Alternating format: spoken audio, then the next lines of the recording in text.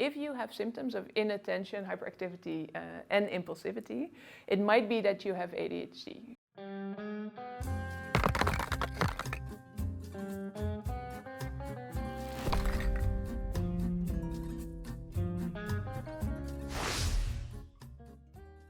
ADHD is a classification by the DSM.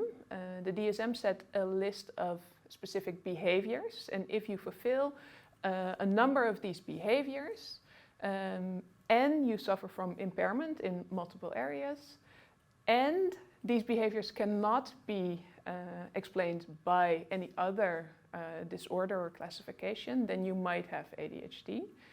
The behaviors, they pertain to inattention, impulsivity, and hyperactivity. What we do know is that it is a combination, the etiology is a combination of environmental and biological factors. So that means that there is an hereditary aspect of it, so something genes involved, but also the context plays a really large role. Context, then you can think of, for example, your parental mental health, prenatal factors, toxins in the environment, but maybe also the influence of social media and scrolling on social media, structured environment in schools, etc. So it's always an interplay between those things. The impact of ADHD can be very different for each person. I think it's good to emphasize that each person with ADHD, like each person in general, is different. But you can imagine, for example, if you study at a university, that you might have difficulty maintaining attention during a lecture, or you have difficulty planning all your different tasks, or you have difficulties with showing up on time for your lecture, maybe because you got distracted at home and you just don't leave on time. So those are all things that can impact, for example, your life as a student. I think it can also have a very large social impact. If you're a person that might be easy to forget your appointments, for example, then you forget a birthday and it might be not so much fun to have you as a friend because you're more likely to forget things.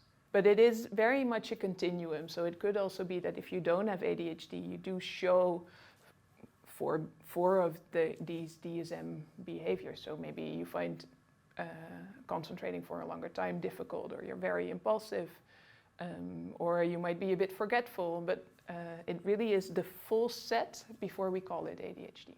People say that you have ADHD because there's something wrong with your brain, that you have a dopamine deficiency, for example.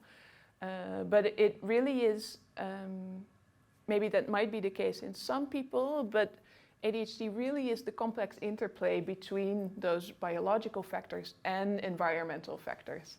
And we should really not take ADHD out of its context, and the context itself is really important. So I think that's a common misconception, that ADHD is a brain disorder.